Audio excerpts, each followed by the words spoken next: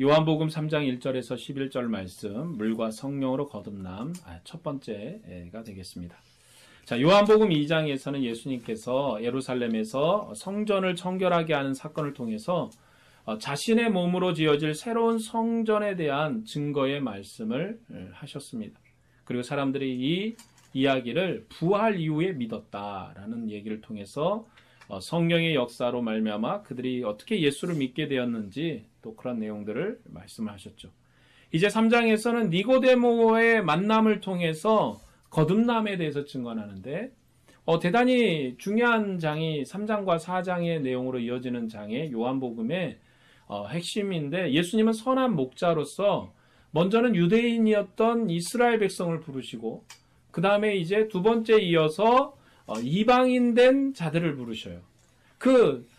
유대인들을 부르시는데 그 대표가 바로 니고데모입니다.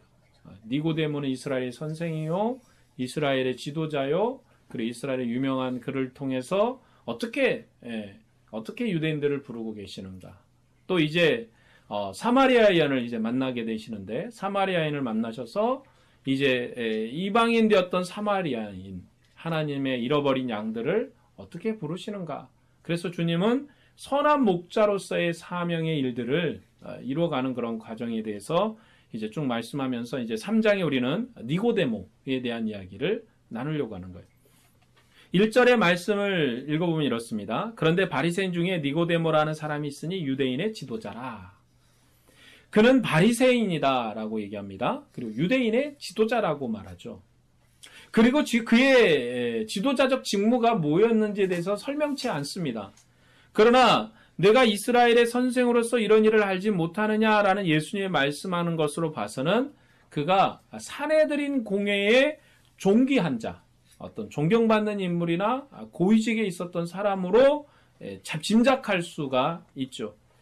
2절의 말씀에서도 보면 그가 밤에 예수께 와서 이르되 랍비여, 우리가 당신을 하나님께로부터 오신 선생인 줄 아나이다. 하나님이 함께 하시지 아니하면 당신이 행하시는 이 표적을 아무도 할 수 없습니다 라고 말씀합니다. 자, 니고데모가 밤에 찾아왔어요. 밤에 찾아왔는데 아마 그는 유대인의 관우로서 산헤드린 공회의 원이었기 때문에 출교를 당할 것을 두려워해서 밤에 찾아온 것으로 이렇게 보여요. 어떤 이 상황을, 유대적 종교적 상황이 어두웠기 때문에 니고데모가 밤에 찾아온 것이 유대인의 종교적 어두움을 상징하는 것은, 그건 너무 가버린 것 같고, 밤이라는 것은 두려움 때문에 찾아온 거다. 사람들의 눈을 피해서 찾아온 걸로.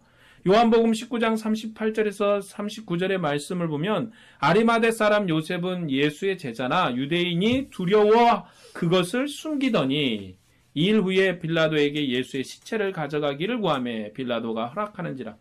이에 가서 예수의 시체를 가져가니라. 일찍이 예수께 밤에 찾아왔던 니고데모도 몰약과 침향 섞은 것을 100나드라쯤 가지고 온지라. 자, 예수님 죽으셨을 때 그동안 숨어서 믿었던 아리마대 사람 요셉, 그리고 니고데모가 용기를 가지고 예수님의 시체를 달라고 해서 장사를 지내는 장면입니다. 이들은 예수님을 몰래 믿다가 죽은 후에 용기를 내었다. 때문에 니고데모가 밤에 나온 것은 유대인의 종교적인 상황을 설명하려고 한 것이 아니라 밤에 두려워서 밤에 나온 것으로, 두려움 때문에 밤에 나온 것으로 그렇게 이해가 됩니다. 자, 니고데모가 예수님께 와서 질문을 하죠. 우리가 당신은 하나님께로서 오신 선생인 줄 아나이다. 하나님이 함께하지 아니하시면 당신이 행하는 이 표적을 아무도 할 수 없음이니다. 이 고백을 드리는데 이 니고데모의 이 고백은 믿음의 고백이에요. 니고데모의 믿음의 고백. 하지만 그는 예수님을 하나님께서 보내신 선생으로 알았어요. 지금 이 니고데모의 고백은 예수님께서 하나님께서 보내신 선생으로 고백한 거예요. 왜 이런 고백이 가능하냐면 이스라엘 백성이 400년 동안 선지자가 끊어졌거든요. 400년 동안 선지자가 끊어지면서 표적과 기사와 이적도 끊어졌어요. 하나님이 그들과 함께 동행함의 은혜의 역사가 무엇인지를 잃어버릴 때 나타난 새로운 놀라운 역사의 선지자, 바로 세례 요한과 예수님이거든요. 그래서 예수님을 찾아왔습니다. 그리고 고백하기를 하나님께로 오신 선생이다 라는 믿음의 고백을 한 거죠. 그런 고백을 한 거지 니고데모가 하나님의 아들 메시아로 믿어서 고백한 건 아니에요. 믿음의 고백이라고 해서 그 예수님을 메시아로 믿고 고백했던 건 아니었다라는 것입니다.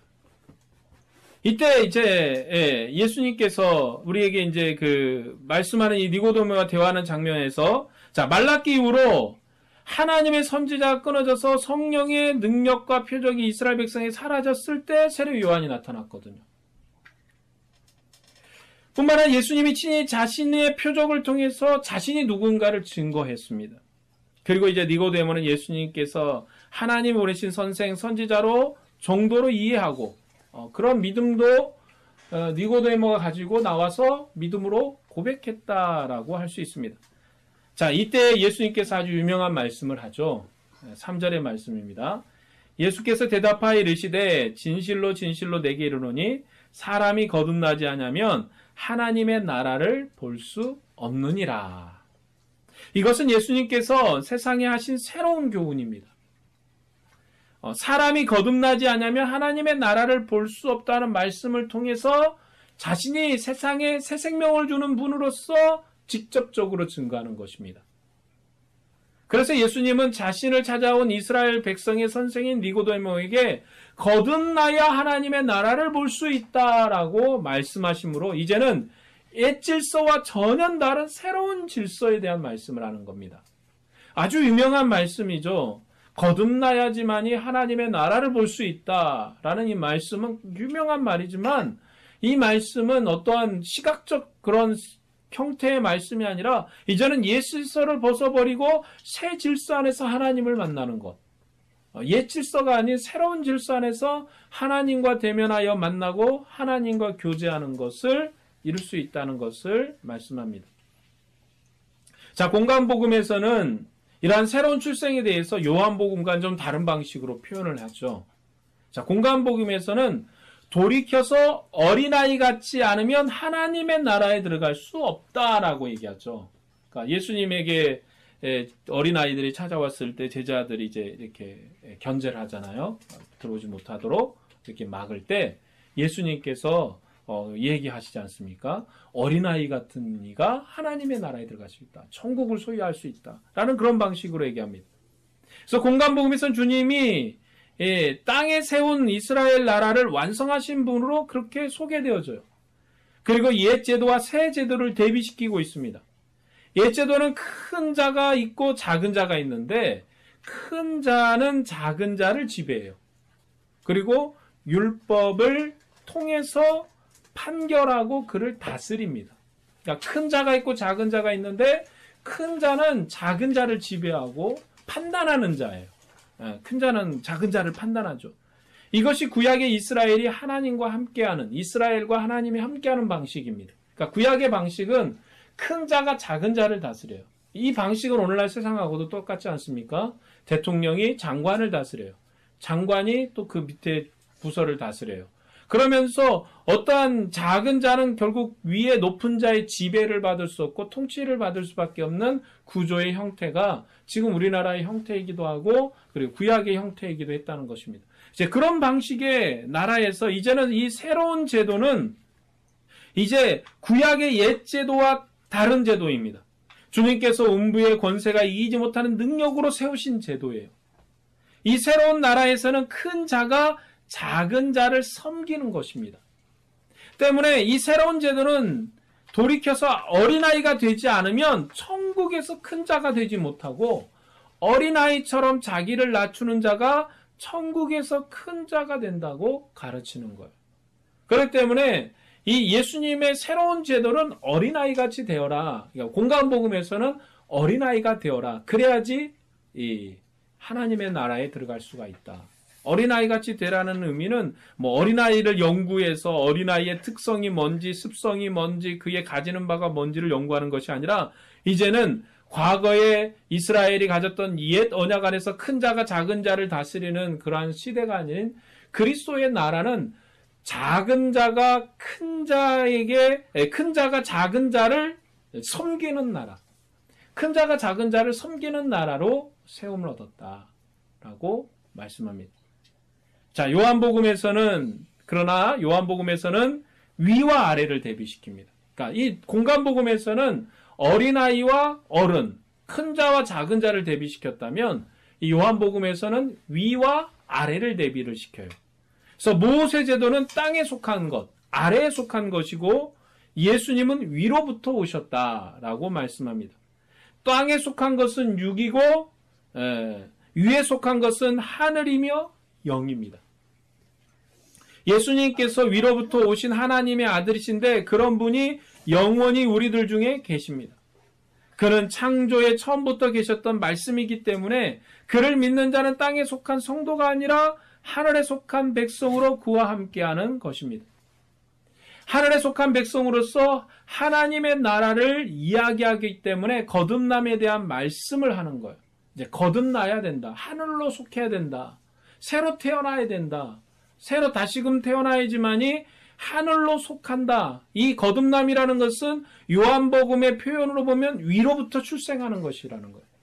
그전에 우리는 땅에부터 출생을 했거든요. 땅에서 태어났잖아요. 그러나 땅에서 태어난 방식이 아니라 위로부터 태어나는 것, 그것을 거듭남이라는 단어로 설명하고 있는 거예요. 그러니까 거듭난다는 것은 옛 것을 새롭게 해서 새롭게 하는 것이 아니라 과거에 우리가 이 땅에 태어나면서 부모로부터 생명을 얻어서 태어날 때, 땅에 태어날 때 생명을 얻어서 호흡을 하고 새로운 생명을 얻은 것처럼 우리는 하늘로부터 새롭게 태어나야 된다는 거예요. 새 출생을 해야지만이 우리가 주님의 나라에 들어갈 수 있다. 그러니까 요한복음에서는 땅에 속한 것으로는 하나님의 나라에 들어갈 수 없다. 땅에 속한 옛 제도로는 하나님과 대면할 수 없다라고 말씀하고 있습니다. 그러니까 땅에 속한 것으로는 하나님과 함께 할 수 없어요. 그렇기 때문에 위에 속한 것, 거듭나는 것, 새로 속하여 하늘로 출생하는 것이 있어야지만이 하나님의 나라에 들어갈 수 있고 하나님께 속할 수 있다.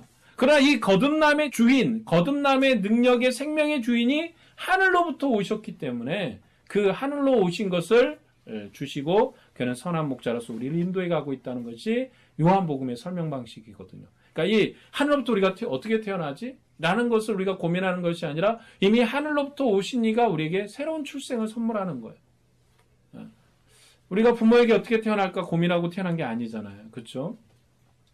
그런 것처럼 우리가 또 어떤 생명이 어떻게 태어날지 모르는 것처럼 주님이 하늘로부터 주신 이 생명은 새로운 생명의 태어남이기 때문에 우리가 알지 못하나 분명한 출생은 있다는 겁니다. 새로운 출생이 있다.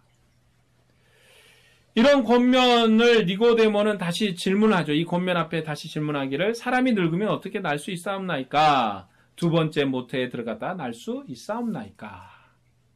자, 옛 질서는 땅에 속한 거기 때문에 그들의 출생은 아브라함의 후손으로 혈통으로 따르는 출생이에요. 그러나 요한복음은 혈통이나 육정이나 사람의 뜻으로 나지 아니하고 오직 하나님께로 난 자들이 하나님의 아들이 되는 권세를 얻는다고 가르칩니다. 때문에 이전의 출생은 혈통과 육정과 사람의 뜻으로 된 것입니다. 니고데모는 이전의 출생만 알고 있기 때문에 늙으면 어떻게 날 수 있습니까? 두 번째 엄마의 뱃속에 들어갔다가 날 수 있습니까? 라고 질문할 수밖에 없는 거죠. 그러니까 니고데모가 아는 바가 아니에요. 하늘의 것이 오지 않으면 하늘의 것을 알 수가 없죠. 우리가 그곳을 가보지 않으면 모르는 거예요. 그러니까 이 성경에서 안다라는 표현은 우리가 지식적으로 안다는 것이 아니라 느껴서 안다는 표현들이 많아요. 느껴서 안다. 먹을 걸 먹어보고 이게 짠지 단지 안다. 먹어보고 안다는 거죠. 만나보고 알고 느껴보고 안다는. 하늘로부터 오지 않으면 전혀 깨달을 수가 없는 거예요. 그래서 니고데모는 이전의 출생만 알고 있기 때문에 늙으면 어떻게 태어날 수 있습니까? 말도 안 되는 거죠. 두 번째 엄마의 뱃속에 들어갔다 나와야 됩니까? 라고 질문할 수밖에 없다는 겁니다. 자, 5절의 말씀에 예수께서 대답하시되 진실로 진실로 내게 이르노니 사람이 물과 성령으로 나지 않으면 하나님의 나라에 들어갈 수 없느니라. 자, 3절에서 하나님의 나라를 볼 수 없다고 하고 5절에서 하나님의 나라에 들어갈 수 없다고 하는 것은 두 단계가 아니에요. 볼 수 없는 단계 그리고 들어가는 단계 이게 아니라 같은 말을 반복해서 사용하고 있는 것입니다. 자, 주님은 거듭나야 하는데 물과 성령으로 나지 않으면 하나님의 나라에 들어갈 수 없다고 말씀하시고 뒤에서 성령으로 나는 것이 무엇인가를 설명하십니다. 6절의 말씀에 육으로 나는 것은 육이요 영으로 난 것은 영이니 여기서 영이라는 것은 정신적이고 육체라는 것은 부모의 태로부터 물려받은 것을 말하는 것이 아닙니다. 육은 혈통을 따라 난 옛 질서에 속한 것이고 영은 하나님의 나라를 볼 수 있고 들을 수 있는 새로운 질서에 속한 것입니다. 6절의 말씀은 새로운 출생을 가져오는 방법을 설명하는 것입니다. 육으로 나는 것은 땅에 속한 것이고 혈통에 속한 것이며 성령으로 나는 것은 하늘에 속한 것이다 라고 가르치는 것이죠. 그리고 새로운 시대에 속하는 것입니다. 이렇게 말씀하신 것은 육과 하늘을 계속해서 대비하는 그런 말씀입니다. 8절에 바람이 임의로 불매 내가 그 소리를 들어도 어디서 와서 어디로 가는지 알지 못하나니 성령으로 난 사람도 다 그러하니라. 성령으로 난 사람은 이전의 개념으로는 알 수 없는 출생을 받은 사람들이다. 그러나 어디서 오며 어디로 가는지를 아는 것은 바람이 어디서 와서 어디로 가는 것을 알 수 없는 것처럼 알 수 없다라고 말씀합니다. 이런 예수님의 답변에 니고데모는 어떻게 그런 일이 있을 수 있느냐? 어떻게 그런 일이 있을 수 있느냐? 그런 일을 처음 들어봤다는 얘기입니다. 어떻게 그럴 수가 있느냐? 사람이 어떻게 물과 성령으로 태어나고 새로 거듭나느냐? 그게 마치 어떤 역사이냐? 근데 예수님의 대답이 아주 기가 막히죠. 너는 이스라엘 선생으로서 이러한 것들을 알지 못하느냐? 말씀하시고 진실로 진실로 내게 이르노니 우리는 아는 것을 말하고 본 것을 증언하노라. 그러나 너희가 우리의 증언을 받지 아니하는도다 라고 말씀합니다. 니고데모가 분명한 표적을 보이고 찾아왔는데 예수님께서 거듭나라고 하니까 이 말씀은 그가 이해하지 못하고 그를 이해하지 못하고 있었어요. 그러다 주님이 책망하신 것이거든요. 그리고 주님께서 그가 이스라엘 선생으로서 분명히 이 일을 알고 있다. 이스라엘 선생이라면 분명히 거듭남에 대해서 알고 있다고 강조합니다. 그러니까 이스라엘 선생이라면 넌 알고 있어야 된다. 그러니까 이 상황이 좀 어떤 부분이냐면 이스라엘이 얼마나 그리스도의 영광스러운 나라를 기대하고 고대한다고 하면서 그리스도의 나라의 영광스러움이 무엇인지를 잘 모르고 있었다라고 볼 수 있죠. 그러나 주님은 이미 하나님께서는 구약의 여러 선지자와 여러 말씀을 통해서 명확하게 들려주셨거든요. 그런데 이스라엘의 지도자요, 사내된 공인으로서 존경받는 자요, 고위직에 있었던 이 니고데모마저도 이것을 몰랐다라고 성경은 우리에게 고발하고 있습니다. 예수님은 너는 알고 있다라는 거예요. 그런데 네가 지금 모른다라고 말합니다. 자, 에스겔서 36장에서 하나님이 이스라엘 백성을 다시 바벨론에서 구원하셔서 옛 언약의 땅으로 불러낼 것인데 그때 그들에게 맑은 물을 뿌려서 정결케 하실 것이라고 말씀하셨어요. 그리고 하나님의 신을 그들의 마음에 두셔서 그들의 마음을 살과 같이 부드럽게 하시고 하나님 말씀을 지키도록 하실 것이다. 이스라엘 백성이 하나님 앞에 범죄해서 쫓겨났거든요.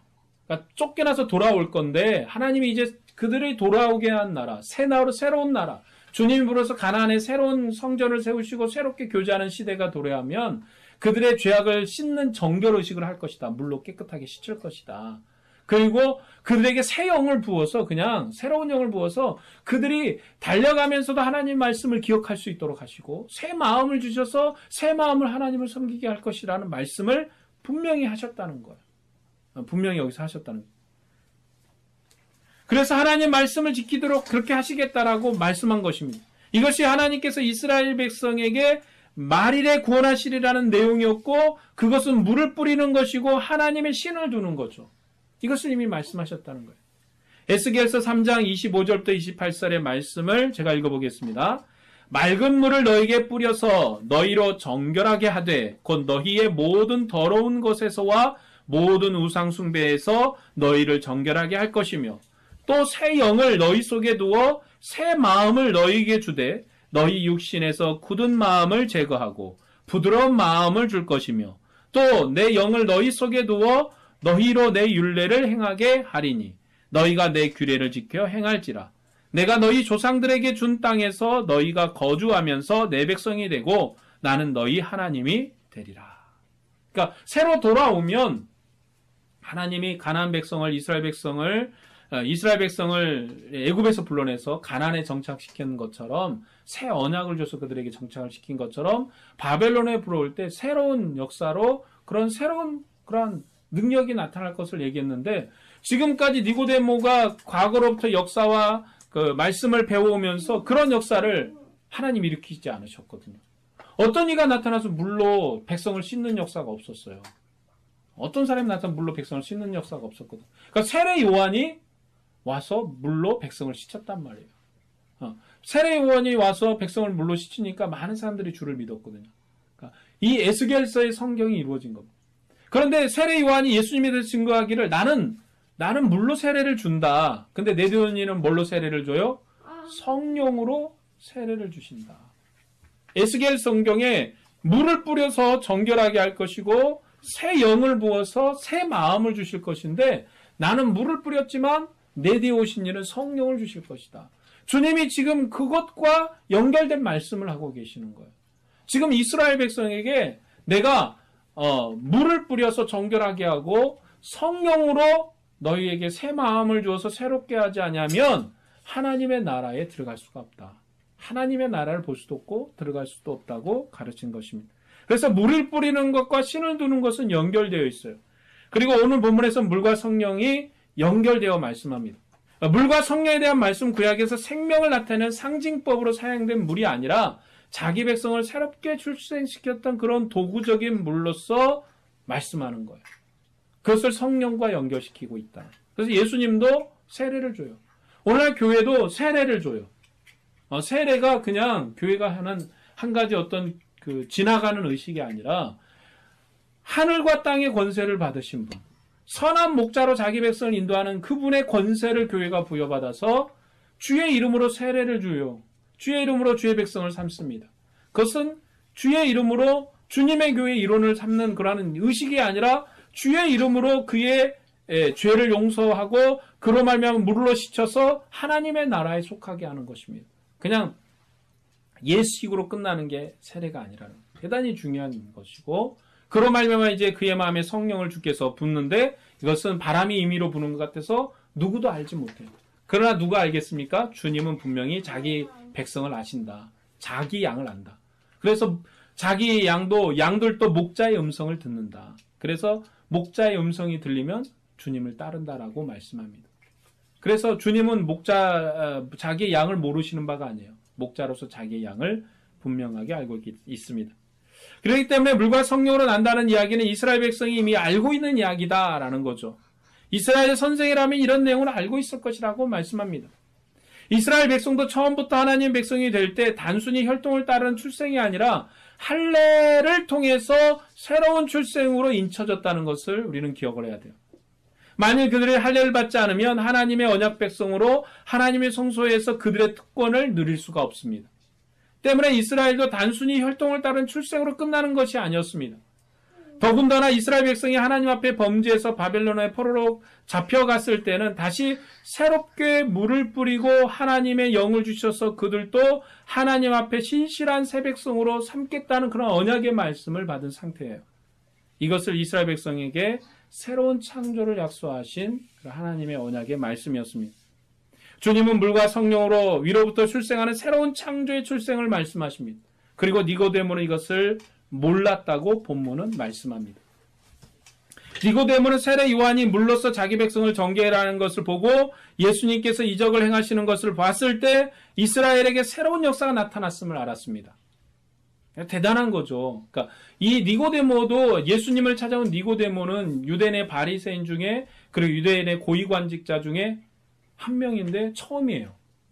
그는 새 시대의 새로운 역사를 볼 수 있는 눈을 가진 사람이고 그리고 주님을 향한 믿음의 마음을 가진 사람이에요. 그리고 이 니고데모는 우리가 앞에서 봤듯이 예수님 죽었을 때도 장사하는 자리에 있을 만큼 그는 예수님을 분명히 믿은 사람이고 하늘로서 거듭난 사람입니다.